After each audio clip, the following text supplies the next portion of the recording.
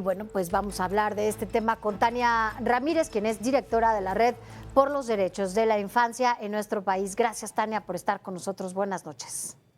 Muy buenas noches, Sofía. Gracias a ustedes por el espacio. Un tema que ha creado mucha polémica, Tania, pero que hay que mirar atrás, ¿no? De lo que estamos justamente viendo en esas imágenes que dio a conocer la Fiscalía de Michoacán, en donde, bueno, sí era importante aclarar y saber, ¿no?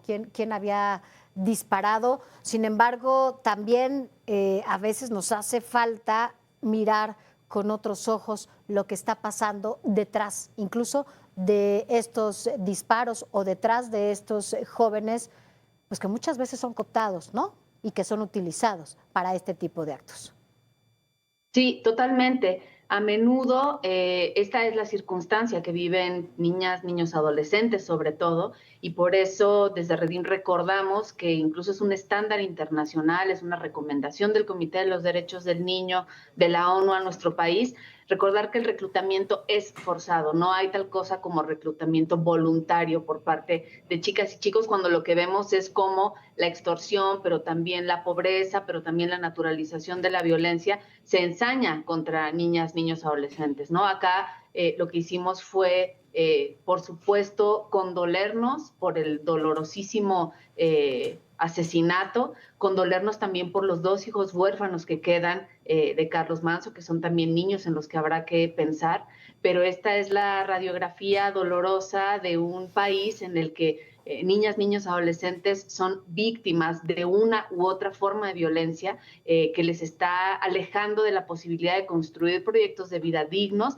en donde el derecho a una vida libre de violencia se vea garantizado y materializado. Estas condiciones previas pueden estar basadas en la pobreza, pero también en la presencia de grupos del crimen organizado en sus localidades o en sus estados. Paréntesis, no hay entidad federativa en donde esto ya no suceda, lamentablemente. Y también, por supuesto, por la impunidad, ¿no? El hecho de que pensemos como sociedad o existan tendencias a imaginar que lo primero que se tiene que hacer es juzgar a un joven responsable, a un adolescente responsable, pero no pensar que no estamos persiguiendo ni sancionando al adulto que reclutó y puso un arma en la mano de un adolescente para cometer ese terrible acto, es parte del problema. Pero ¿qué respondes? Y quiero hacerte esta pregunta porque la hemos escuchado mucho, ¿no? Sobre todo que ha sido parte de, pues de los juicios, ¿no? Para llamarlo de alguna manera. ¿Qué respondes cuando te dicen que un joven de 17 años ya sabe lo que hace, ¿no? Y que sabía a lo que iba y que finalmente sí cometió un delito y sí cometió un asesinato? Sí, por supuesto, y esto no exime de la responsabilidad civil, penal, administrativa que pueda haber. Cuando desde el enfoque de derechos humanos y derechos de la infancia hablamos de que no puede haber una baja en la edad de la imputabilidad, cuando hablamos de que se les tiene que reconocer como víctimas, estamos hablando de la raíz del problema. Esto no quiere decir que no haya, por supuesto, que una respuesta y todo el peso de la ley para quienes puedan delinquir, incluyendo si son menores de edad, ¿no? Pero lo importante acá es reconocer cómo estos chicos y chicas, y en realidad hemos tenido acceso a testimonios y a estudios que así lo determinan, en realidad, aunque parezca que por pie propio entran a este tipo de estructuras delincuenciales, no es tan voluntariamente que esto se haga, independientemente del nivel de desarrollo y de inteligencia que tengan. ¿Y a qué nos referimos?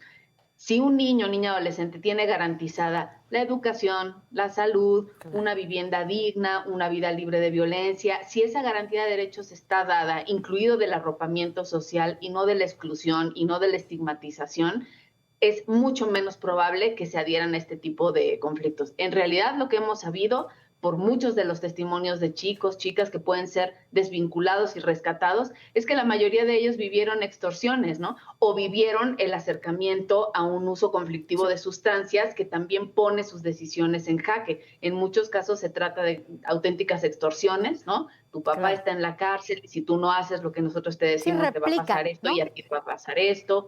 Sí, distintas cuestiones que van haciendo que se replique y que al final no se pueda hablar de que voluntariamente, con un criterio informado y como si hubieran tenido otra opción, se adhieren a este tipo de actividad. Es que se les adhiere, se les recluta forzadamente y se les utiliza. Sí, la diferencia, como ya lo señalabas, y es el punto, yo creo, de quiebre para muchas cosas, es justo tener dentro y fuera de casa estos espacios libres de violencia, ¿no? En donde la naturaleza sea otra y las condiciones también para todas, independientemente de cada uno de los municipios, sabemos que cada una con sus características, pero si son espacios libres de violencia, en donde puedan salir, en donde estén tranquilos, en donde las cosas, la educación, los servicios básicos y otras condiciones, ¿no? Los tuvieran fuera de esta ni siquiera posibilidad, seguramente estaríamos hablando pues de otra cosa, ¿no? Esto sería extraordinario lo que pasó, ¿no? Y sin embargo parece cada vez más común. Ahora, dime una cosa, Tania, esta tipificación que están buscando de reclutamiento contra menores, ¿de qué se trata? Es muy importante, Sofía. Hoy por hoy en nuestro país el reclutamiento forzado y la utilización no están tipificados de manera autónoma en nuestro Código Penal, en nuestras leyes mexicanas. Está subsumida como una práctica dentro de la ley de trata, ¿no? Pero esta ley se ha utilizado mucho más, incluso en el imaginario social, la trata está más vinculada con trata de niñas, adolescentes, mujeres con fines de explotación sexual, comercial, no es un poco el ámbito.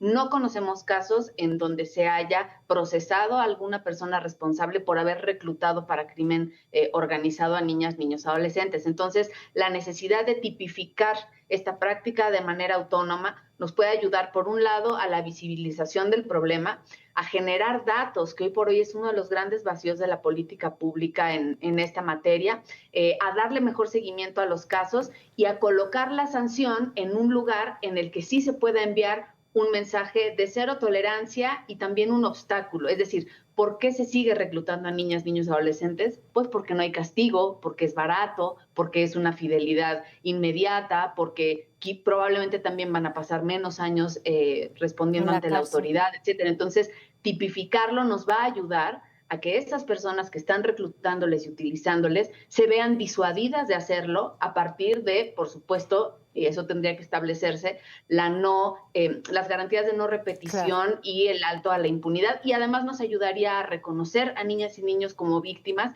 y establecer rutas de prevención, pero también rutas de desvinculación, cómo arrancarles de estos grupos y de estas dinámicas, y rutas efectivas para su reincorporación en la sociedad, porque finalmente son niñas, niños, adolescentes, y aunque hayan delinquido, aunque hayan cometido crímenes, es su derecho, y más nos vale como país cuidarlo, de reconstruir sus vidas y construir un futuro digno y libre de violencia. Así es, nos corresponde a todas y todos estar involucrados en esto que tú nos estás diciendo, bueno, y en todo lo que tiene que ver con la infancia de este país. Por lo pronto, bueno, pues estaremos siguiendo todo esto de cerca. Tania, si te parece, veamos cómo se llevan a cabo estos trabajos. ¿Qué dicen los legisladores, no? Veamos cuál es el compromiso que tienen también con la infancia en este país y platiquemos seguido para ver cómo van los trabajos. ¿Te parece? Por lo pronto, muchas gracias. Me parece bien. Muchas gracias a ustedes, Sofía. Gracias, Muy buena noche. buen fin de semana.